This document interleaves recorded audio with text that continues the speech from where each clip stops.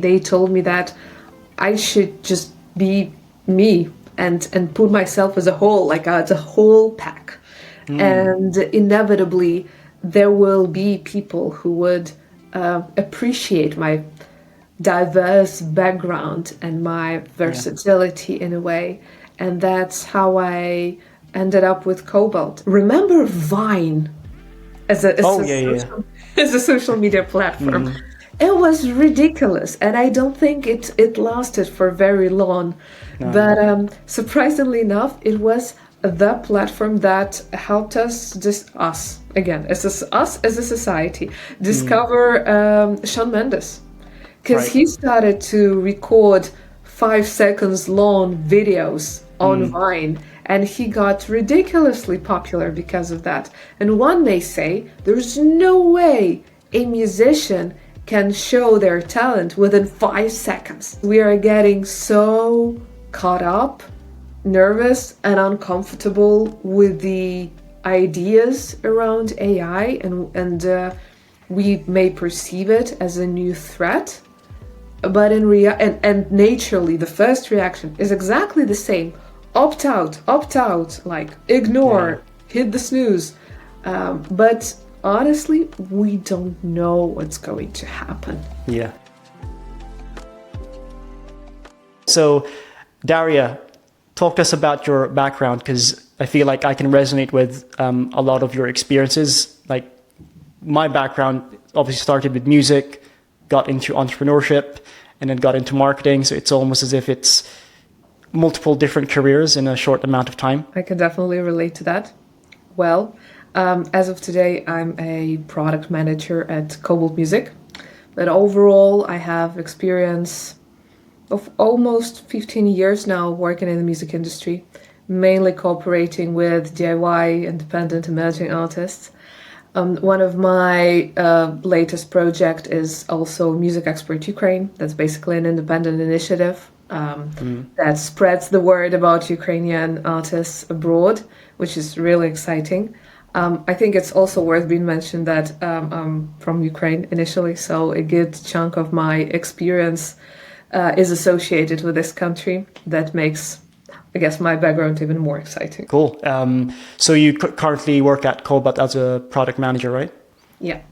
Before we get into your history with music, what does a product manager do? Because I feel like it's one of those job roles where it changes depending on the company, depending on the team. Are you much more on the acquisition side? Is it more on the development side? What kind of encompasses a product manager? Yeah. So as a music publishing company, we naturally go through a particular life cycle to support our artists and clients. And so each and every step of this life cycle is supported by a tech team to make us better, stronger, faster.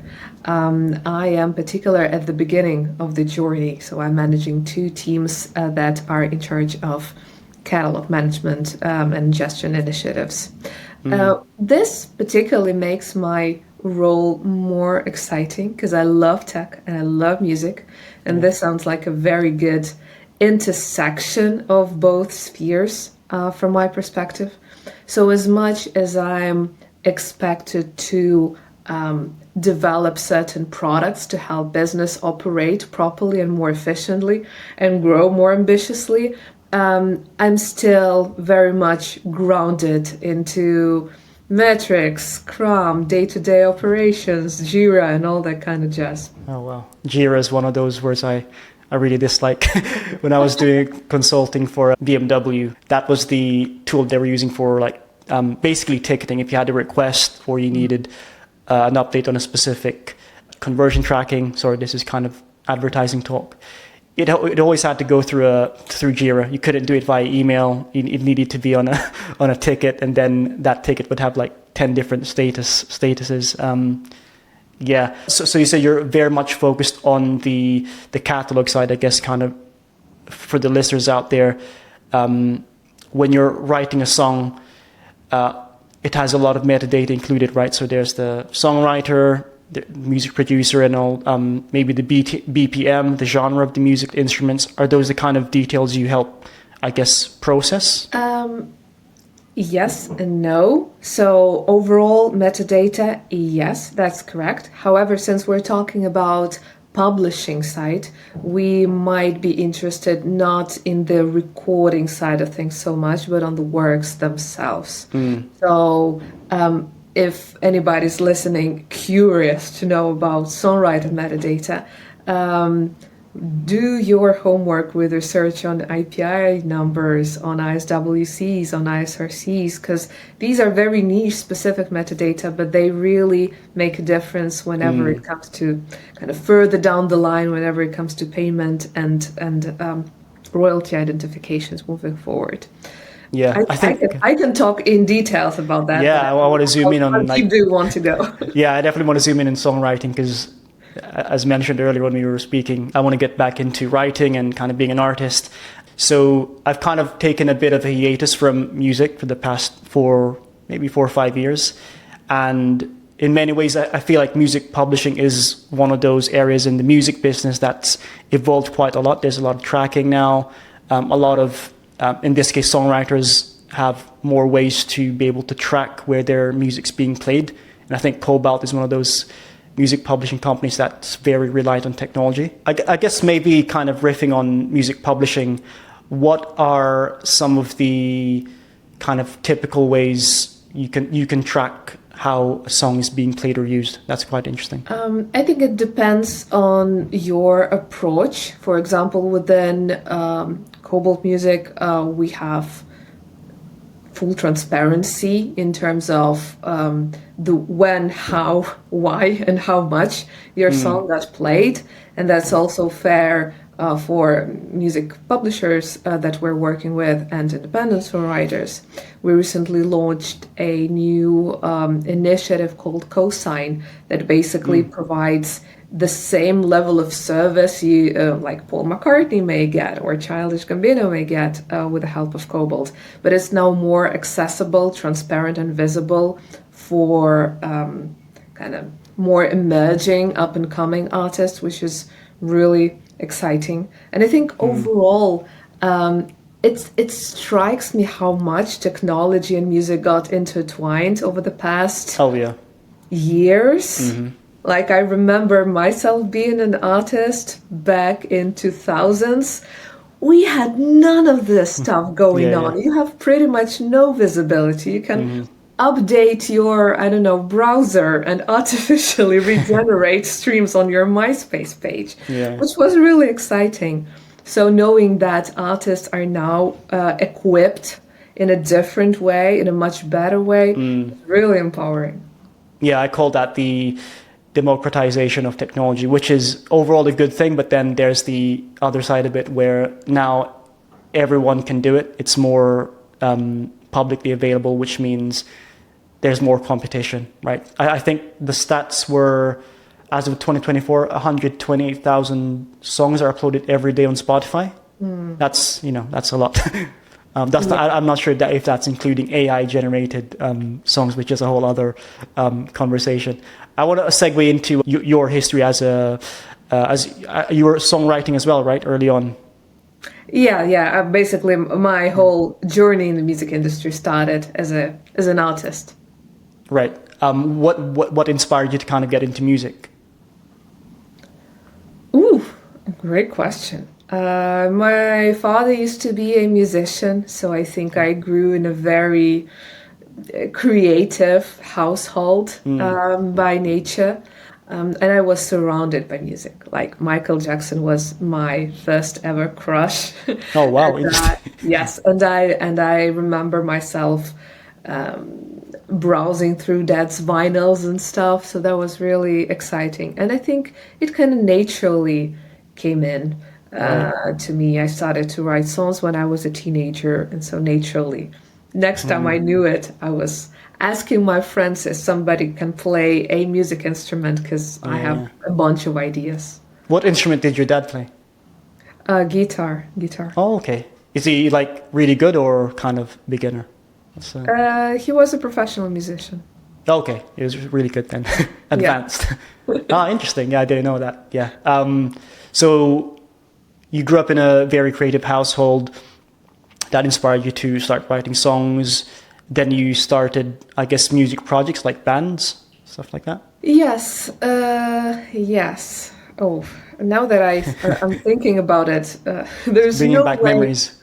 There is no way I would have repeated this path knowing things I know now, because I never had proper music background. I didn't know a thing about music theory or anything. I just listened to music, I had creative ideas, and I got hyper inspired by culture, pop culture. Right. So I was with the impression that the first bunch of people I just met on the internet are going to be my Beatles forever, and we are going to be locked in a band, and success is inevitable. And obviously none of this happened. Like, I think we split apart within the first 3 months. Right. So yeah, I had to realize, I had to understand and embrace the harsh reality of being a musician very fast. Yeah. Nah, I can relate to that. In terms of Ukraine specifically, at the time, I'm assuming Ukraine was very much open to what's happening in like pop culture. So if there was a massive song in the US, I'm assuming Ukraine would kind of adapt easily and there wasn't a lag time. Yeah. Okay, that's interesting. Yeah, because in the Philippines, where half of me is from, we were definitely like adapting to what the music is, what was happening in the US, but there was maybe like 2-month delay.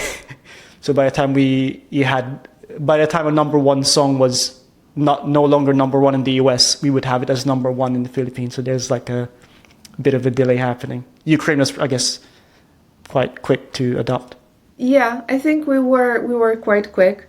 At least now that I'm living in England, whenever I refer to my favorite international big hits, growing as a child or as a teenager, it's kind of universally understood and perceived well, because despite we grew in different countries, we have like a common cultural background, which is really interesting, especially when it comes to export and international influence and gaining international recognition. Essentially, it's really that tells a lot about power of music in a way.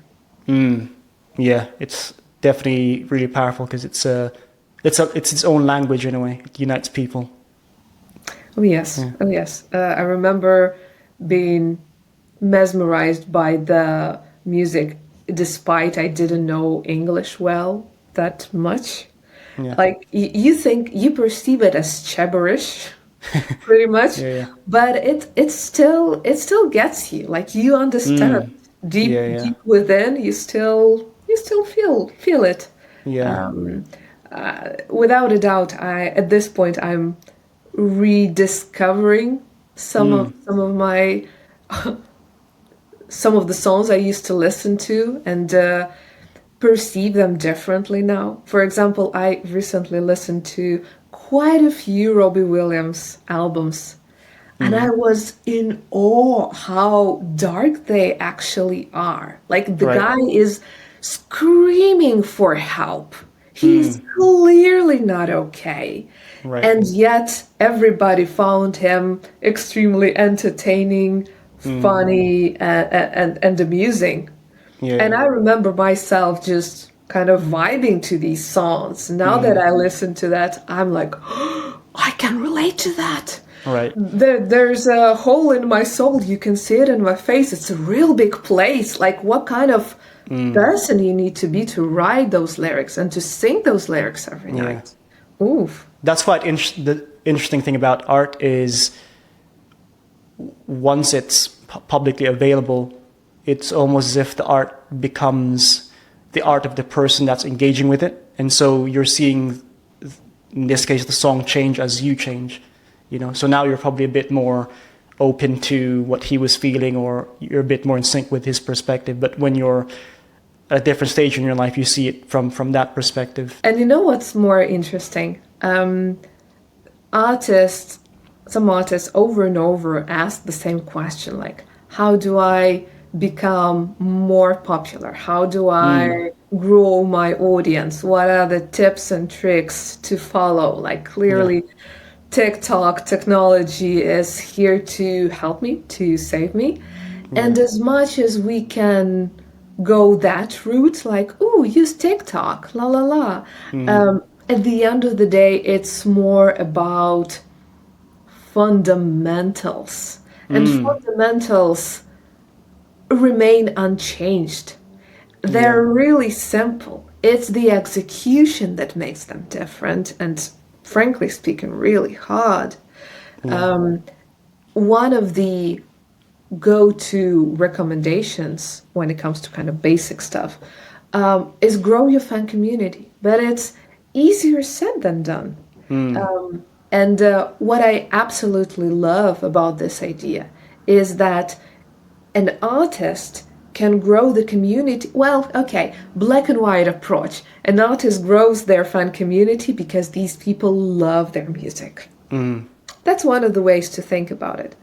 But equally, you may grow your community based on shared values, shared challenges, shared pain points. These peoples were brought together because of your music, but they're staying because there's much more than that. And you're in this together now. So yeah, maybe depression that I saw in Robbie Williams' song is one of the themes. Who knows? But yeah. No, that's a really, really important point you've made, and we can go kind of double click on that because I was speaking to Matt Burns, who was a recent podcast guest, and he talked about going to a lot of networking events. He builds communities for entrepreneurs, and when he was going to these physical networking events, he would always ask the people there, why are you in the event? Is it because of the speaker? Is it because of ABC? And most of the reason why people go to events is to find their own people. So people like me, and it's quite interesting.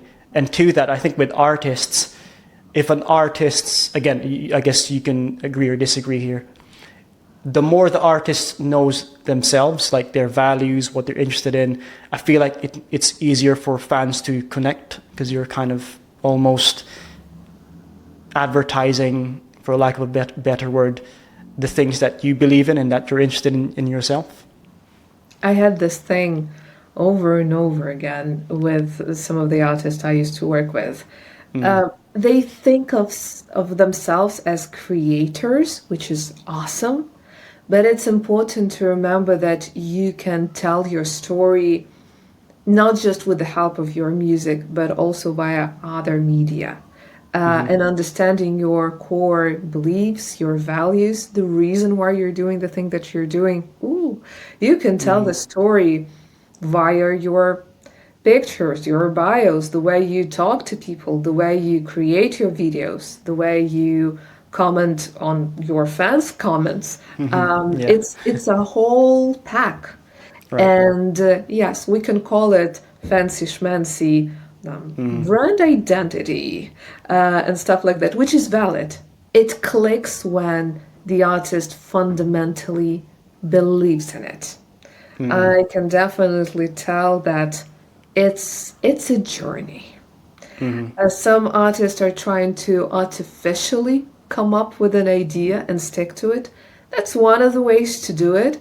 It's really hard to be artificially hooked to a particular idea and stick to it as if it's your own. Right. So obviously it's easier to work from the authenticity perspective, like what speaks to me, what's important to me, because that's where it clicks. But again, it's a process. You know what? I'm sure you know business model canvas, the framework. I actually don't. Okay, but yeah, go ahead. So I'm assuming it's some kind of a framework for thinking about business, whatever. Well, exactly. Yes. Right. Okay. The concept is that instead of writing an elaborate business plan, you can always draft your idea almost like on a napkin, on a one-pager. So if you Google literally business model canvas, you will see it like a table with core sections that you can literally fill in on a single page. It's known as a go-to instrument in the startup kind of culture, but I oftentimes encourage artists to actually go ahead, print it out, and try to fill it in, because basically it explains all of the core fundamental aspects of your career, like what's your unique selling proposition, who's your audience, how do you plan to connect with them, how do you plan to promote your music, what are your monetization options. I think there are around 10 components overall, but it puts your creative project in a whole new perspective in a way, because it's almost like you're tapping into entrepreneurial mode here, rather than just being creative. Leave me alone. I just want to write some songs. It reminds you of the term go-to-market strategy, which is in essence very similar. It's about how are you going to market and sell your product or your service. Like you said, what's the value proposition? What channels will you be using? And I think we can segue into you going from being a fan of music to a musician to becoming an entrepreneur. So you mentioned was your first business music expert Ukraine? Was that the name? Or is that a different business? Actually, no. I think I slowly transitioned towards music journalism. So I was writing about up-and-coming emerging acts for a period of time. And then since I have a marketing degree, I also started to help with... I didn't know you had a marketing degree. That's new. Yeah. So colleagues. Yeah. And then naturally I started to help my friends with marketing and management of their music projects. And that slowly kind of segued into my big project called Soundbus, where it was basically a hybrid of capacity building initiatives, music consulting, digital promotion. So it was a whole thing. It's a lot. It mainly focused on DIY artists. Right. Okay, that's interesting. So I guess that was more of a natural transition because you were interested in music, you got into journalism, you had friends who were in the music industry that, I guess, wanted to make it in the music industry, and you had the knowledge to do it, to help them. So it's very similar to a business idea that I had previously, which is it's called Soundprice. Basically, it's a music production platform / artist development company. So I would work with a singer-songwriter, help them kind of brand their project, write songs with them, and produce and publish the songs. Is there any criteria you find that successful do-it-yourself or independent artists have that unsuccessfuls don't have? That's a very specific question there. Very niche. Well, when I started with Soundbus, I think the world was still more in a black and white mode. As in, I can be a DIY artist on a first part of the spectrum, which means I am going to do everything independently and I'm going to be my own captain and steer my ship in whatever direction I'm interested in. Or the other part of the spectrum is I hope that a label will sign me and I will delegate all of these tasks and marketing requests and management to the company, the people who will suddenly know what to do with my music, and I can just go with the flow and enjoy my growth and career development. So these were kind of two extremes. Yes, I mainly worked with the DIY aspect of that spectrum. But even on that side, I think artists who enjoyed the entrepreneurial aspect of their career were the ones to succeed, because it's not a temporary thing. It's a lifestyle essentially. And what I love about the next generation of artists we're witnessing as of today, they are in the middle, and apparently there is a middle ground. It's the situation where an artist can basically cooperate with different music industry stakeholders, whether that's label services, publishing services, distributor, whatever that is. So they don't have to do everything on their own. They have the supporters, but the steering wheel still belongs to them. Like they're still in charge. That's how you feel basically in control of the situation. I love this approach a lot because it empowers you but makes you feel less alone. It's almost like you're not a DIY artist, you're DIT artist, do it together. Right. Oh, that's a new one. But it makes a difference. Yeah. So I want to be the devil's advocate. Yeah, I think it's one of those things where let's just use the term artists, and that will encompass musicians, songwriters, music producers, or anyone who wants to, I guess, build a career in the music business. It's almost as if you have all these things to think about beyond the music. And, I think balancing the creative part with the business part, a lot of upcoming artists probably struggle with that because it's almost as if it's two different hats you have to wear. And, there's always the question of, do you prioritize art or do you prioritize the business? What's your perspective on that? It depends. It depends on the type of activities we're talking about. If we're talking about, I don't know, booking a studio and navigating schedules and stuff like that, the routine admin kind of stuff, yes, okay, you can find the support to delegate that and just make sure you're aware of those activities. But when it comes to broader questions, I still believe that an artist has to be highly involved in that. Because when I started to do music consulting, the go-to topic of pretty much any session I used to have was, I wrote these songs, now what?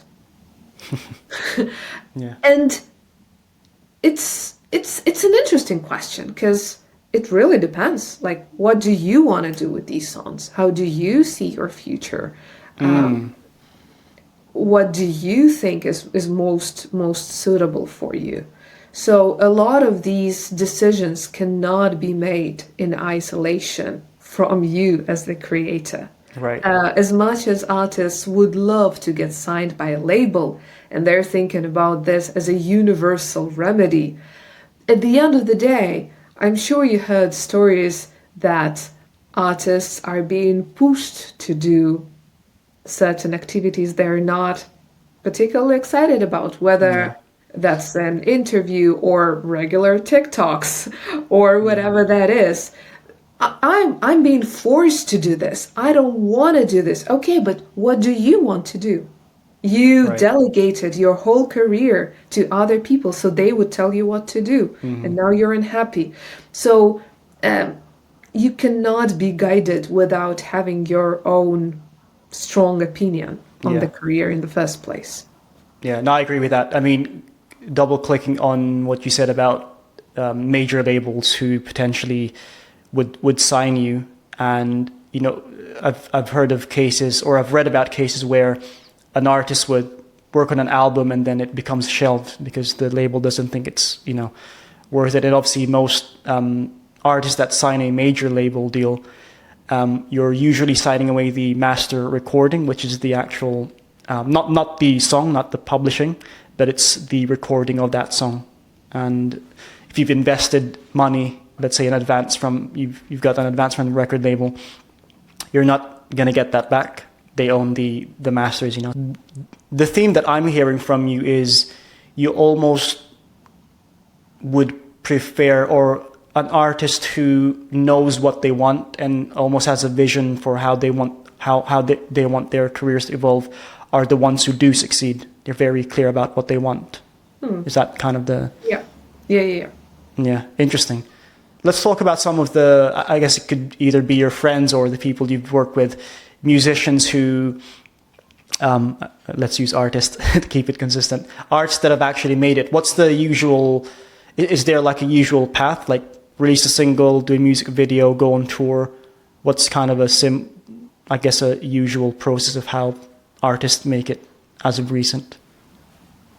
You can use examples from Kobalt, which might be good too.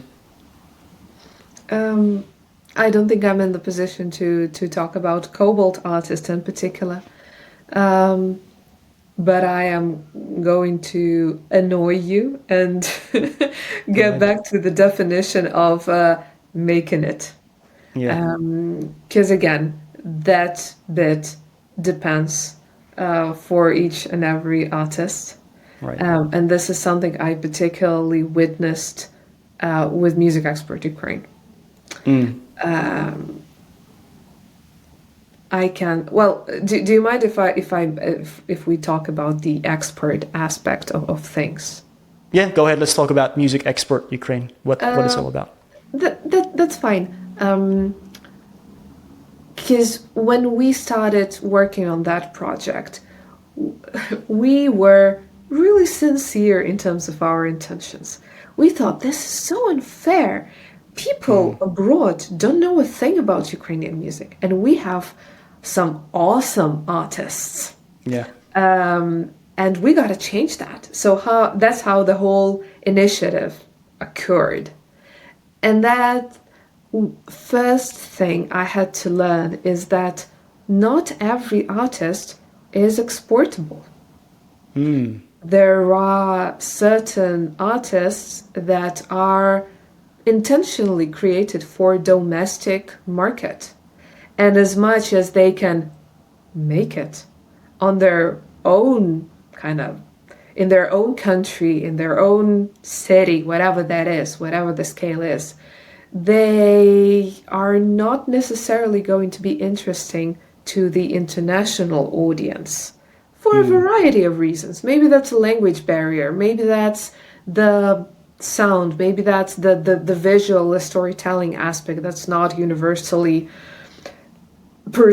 well perceived. Whatever that is, the definition of making it is very different from act to act. Right. And I know, as a matter of fact, some of the artists are genuinely discouraged. Like, what do you mean I'm not exportable? Of course I am. Like, are you saying I'm a bad artist? No, I'm not saying that. I'm just saying that maybe you're well placed in your own country, and that's fine. And you can keep on growing, and you can keep on evolving, but just do it locally. So whenever it comes to scenarios of making it, it really depends on artist preferences. In terms of what do they need to do, there's one universally efficient thing. It's the consistency and the frequency. Right. Some artists are getting overexcited about, let's say, an album. Because let's be honest, it's a huge milestone for any artist. I put my heart and soul into a piece of art. Now I have these 10, 15, 20 works I can't wait for the whole world to hear. But with my marketing hat on, that's a one event happening in your career. So that's obviously not the most efficient way to tell your story. My colleagues like to call it a drip method, because essentially it's all about drops. The more drops you have, the more consistent you are, the better. So it's hard to tell a universally say, kind of universal recipe for Right. making it. Whether you need very to dynamic. tour first or release an album first, or whether the single comes first. I don't think anybody can give you that recipe. But consistency is what makes a difference, is what matters. Yeah. And then again, despite we're using artist as an overarching term, it really depends. If you're a singer-songwriter, if you're a sound producer, if you are a studio musician. Speaking of music tech, we have a thing called definition of done. Well, that's from the tech perspective, Okay. or from product perspective. And so we're ought to come up with our own definition of done. Like, how do you know this product is ready? How do you know this feature is delivered? How do you know this thing is ready to be shipped? Come up with your own definition of done. And when I first started my tech career, I was like, what do you mean? We're done when all tickets in Jira are closed, or we're done when we've tested the functionality and it's live. Well, not necessarily. And apparently you need to come up with your own definition of done each and every time you're delivering something. And I think this is a universally interesting idea for the career as well. Like, what's your definition of done? Yeah. This is turning into therapy session, John. Yeah, I Look feel at like us. yeah, no, it's good. I feel like I'm the one in therapy. No, I like that. I feel like, yeah, I definitely agree with you. Every career path, at least in the music industry, it's very dynamic. There's no one way to do it. There's no one framework. So I studied music at university, and there was an artist, independent artist called Demi Moore. And the way she, I guess, quote, made it was she was just playing at an open mic, and there was a manager who was just happened to be there, I think drinking with his friends, and that manager was specialized in signing folk artists, and she was obviously a folk artist. I've had another friend who uploaded a song on SoundCloud, and it got discovered by an A&R, and that's kind of how he got kind of a deal from that. The last time we spoke, you mentioned that there was, I think, someone at Kobalt, their job was literally to go on TikTok and like scroll the feed for. Was that a real thing, or is that a joke? No, It's a real thing, isn't it? not. Obviously, as any other company, Kobalt is constantly invested into finding the next big thing and looking for up-and-coming artists. So naturally, TikTok is one of the ways to do it, but obviously there's more. Yeah. But you know what? I guess it's also worth being mentioned that, well, pretty much any company that has like an A&R department, creative department, music is one of the aspects, but all of the things that we spoke for the past 30 minutes are relevant as well. Like, companies do take into account your storytelling, your background, your fan community, the dynamic. Like, are you evolving? Is that a up and up and up and up progression that Right. we're talking about, or not? Or you're a one-hit wonder? Particularly with TikTok, it was fascinating because when the industry suddenly realized it's the next big thing, we started to have, I mean, as a society, we started to have these one-hit wonders that go viral and ridiculously huge over TikTok. And I guess there was an assumption that these are the next generation of artists the I whole remember music that. industry has to fight for. But that's not necessarily the case, because we cannot perceive these people in isolation from their momentum. Right. They might have gone viral, but is there anything else to it? The fact that they are huge on TikTok doesn't necessarily mean that they're going to be huge on Glastonbury. Exactly. That is Or very true. Yeah. They might have millions of followers of it, but no one's actually going to buy their tickets. They're going to play in a small venue. Yeah. I've read stories about that. Yeah. Yeah. Oh, Let's talk about trends. Oh, no, you were going to say what a a point. segue. I love it. What did you want to know about trends? No, I wanted to talk about kind of your perspective generally in the music industry, beyond music publishing, artist development, just your perspective and what are you currently seeing now that's of interest to you, that's maybe a new thing. That's a wonderful segue because we can continue talking about TikTok for a period of time. Yeah, let's go. I need you to know learn what? TikTok. You know what? When TikTok started to kind of grow, certain stakeholders didn't necessarily understand the impact it's about to make.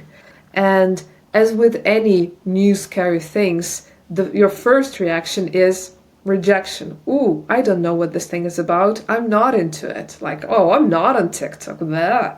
But there was even a period in time where artists would explicitly ask their labels or managing companies to exclude their catalogs from TikTok because they couldn't understand the way their music is going to be used and promoted and streamed on TikTok and whether monetization is a given thing or not, because the landscape still wasn't established well enough.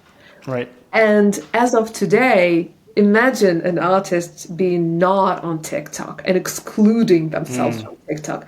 It's weird, and I don't think a lot of people do that anymore because we now understand the inevitable impact of this particular social platform on the music landscape. And I think we're going through similar experience with, fasten your seatbelt, AI.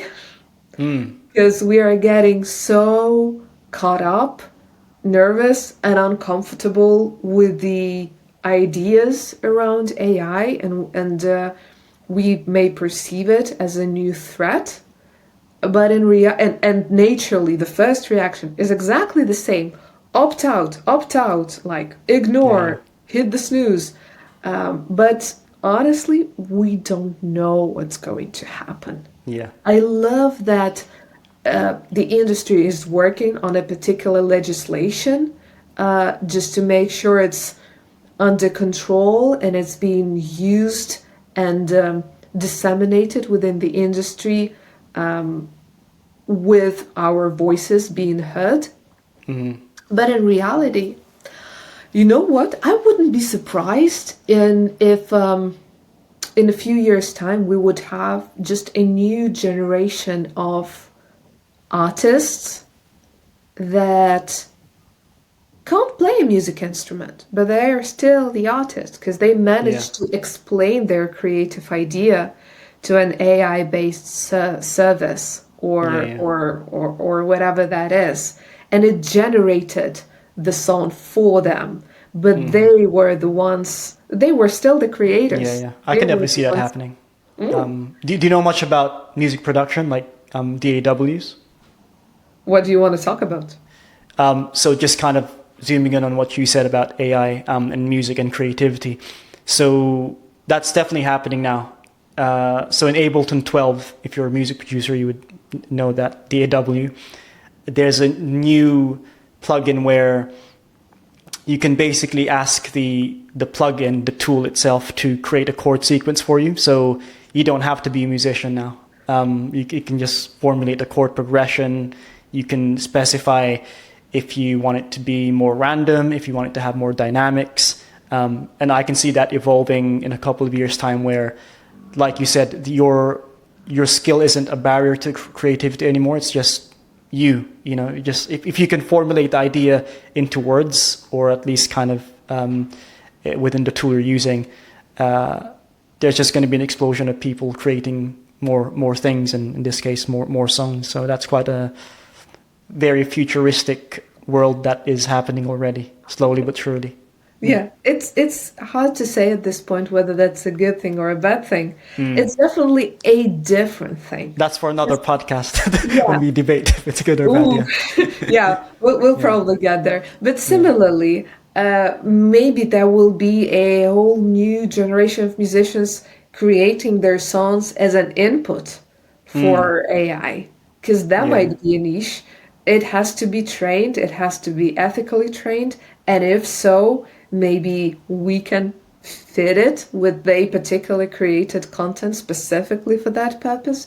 You never know. I'm not a huge believer that we should or we will compete with AI, but I like to think that it's going to shift the way we think about music Yeah. or creative space, all in all. What you're talking about reminds you of this term called the diffusion of innovation, which is basically how every social change or technological change goes through different stages. So you've got early adopters, and then at the far end, it's like people who adopt things very late.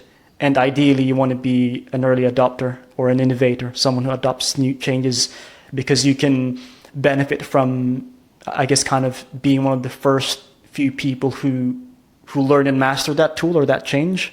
Whereas if you adopt a change in the very late stages of whatever that change is, not that it's too late, but then everyone else is already doing it, so the value of it decreases. So yeah, that's quite interesting. I think musicians in general, they tend to be early adopters of change, cultural, even clothing, beliefs. It's quite interesting. I wonder why that is.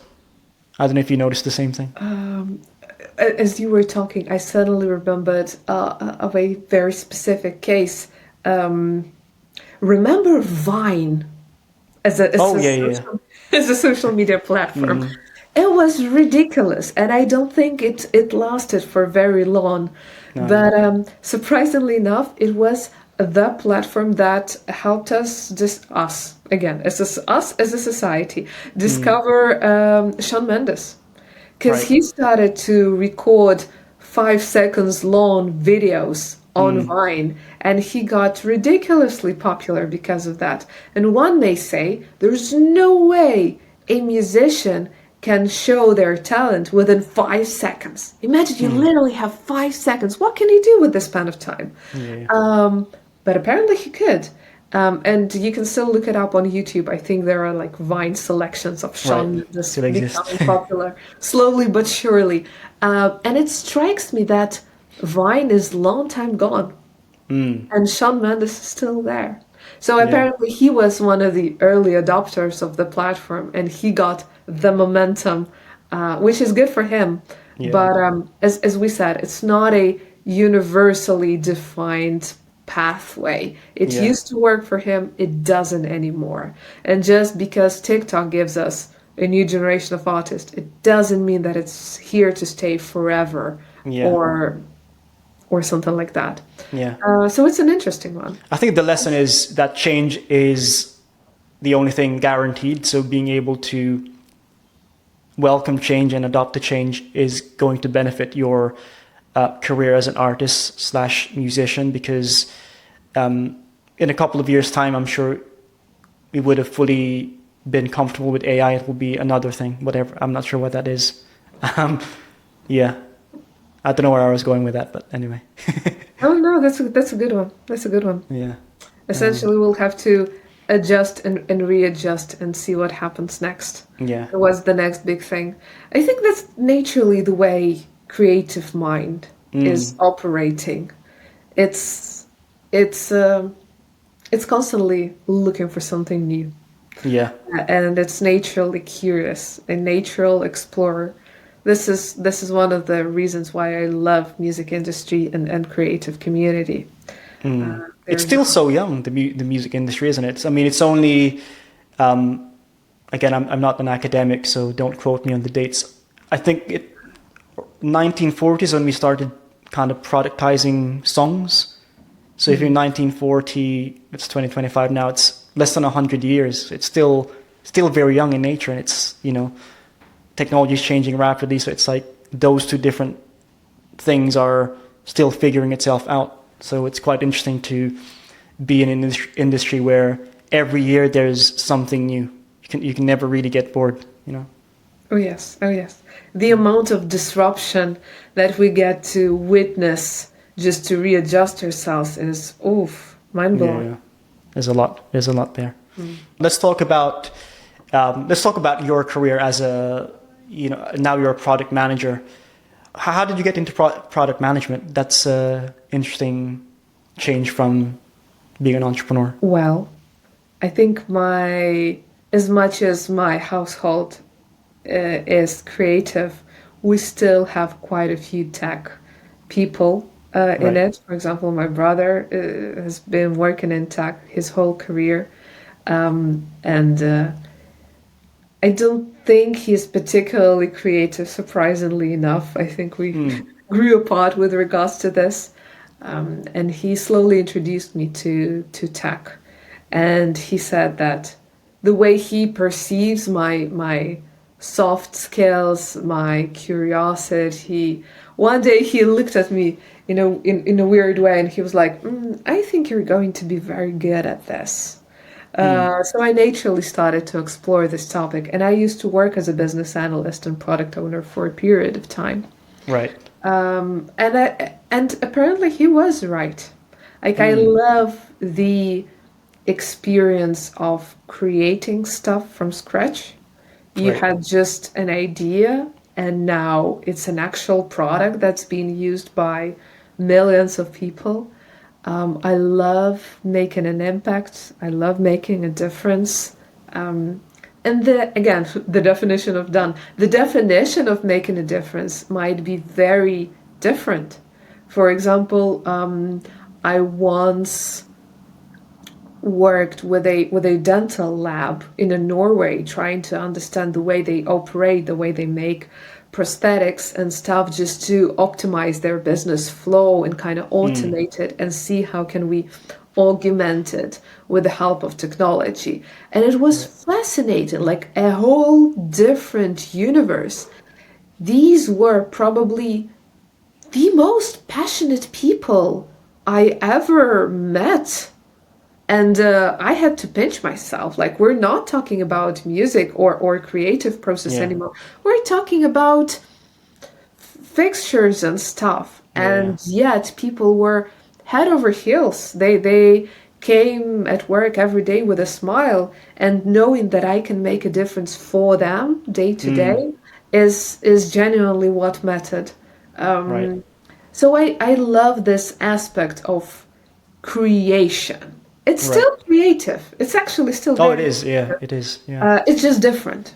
I feel like product managers are, in many ways, you're kind of a mini entrepreneur within that specific team or whatever segment of the business.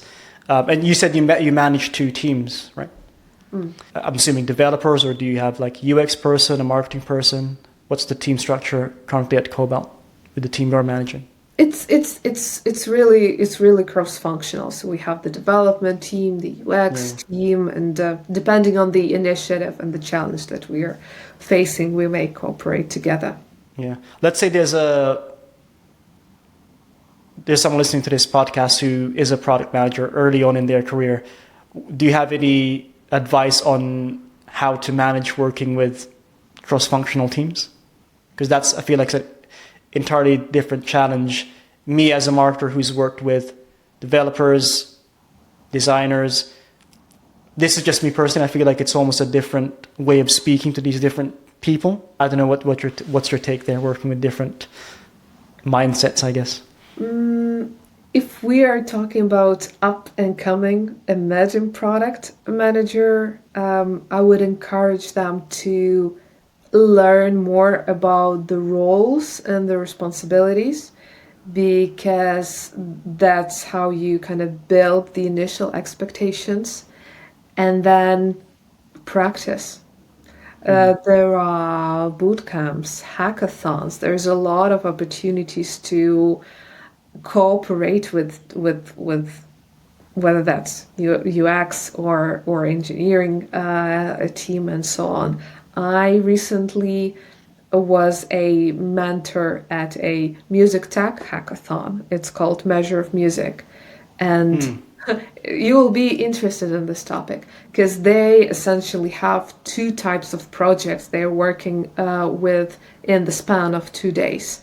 The first category is, well, the hackathon as we would expect it to be. They're thinking about a particular startup. They have an idea, they need to create a prototype, they need to present it, and so on and so forth. Right. And then the second category of the hackathon is the artist hackathon.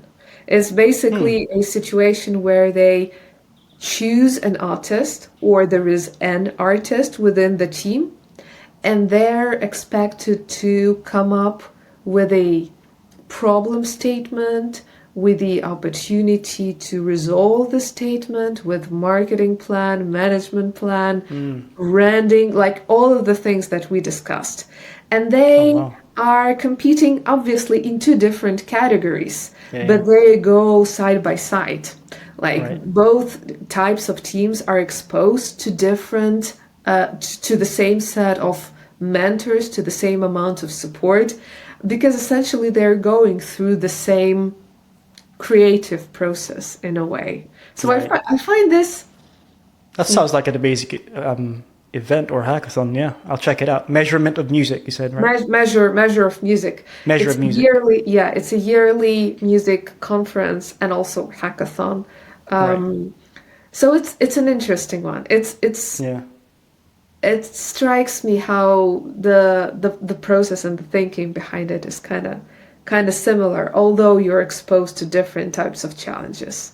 So working on your pet project, whether in isolation or on events like these, even if we're talking about brand new startup idea, even if it doesn't land, even if it's supposed to die pretty much on the spot, it's still a very good way to practice and to master your skills. Yeah, I mean, even just to network, right? Oh, yes, absolutely. Yeah. Do you ever, I don't know what your plan is over the next couple of years, but you've got all these different skills, experiences. Do you ever, and you're a big fan of tech, have you ever thought about kind of building your own tech/music thing, business startup? Ooh. You never know. Maybe you're already... I may need to come up with a very good idea, but this niche is definitely evolving and there are quite a few unities. Yeah, I can imagine. So that's probably a yes. Would you consider this sphere of yours? Building like a music tech startup? Well, you never know. You never know. Yeah. I think I'm more on the... Because I've consulted with so many different tech startups, not that I'm burnt out with tech. I feel like right now my soul is much more into the song, the artist thing, than the business side. But, maybe when I'm in my mid-30s or 40s, maybe it'll change. Cool stuff. Well, probably next year at Measure of Music, we will be in parallel streams. You're with the artist project and I'm with music tech startup. You never know. Yeah. I'll check it out. I'll link the website in the description. Let's talk about what's one major lesson that you've had to learn the hard way. Looking back at your whole experience from, I guess, you getting into music to you becoming an entrepreneur to becoming a product manager. What's the one major lesson you've learned the hard way? In terms of career development, you mean, right? It could be career, it could be maybe a personal lesson that you've had to learn about you, about people. I wouldn't say it's the hard way, but it was definitely a big one for me. It goes like this.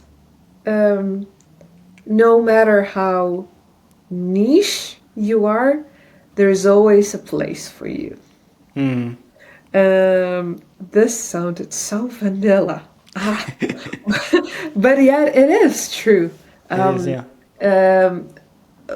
Particularly from my perspective, without a doubt, there was a period in time where I was working in tech, and I was considering whether I want to pivot fully towards tech, whether that's my next new big thing, or do I want to stay in the music industry, or do I want to do both? Like, how do I strike a balance?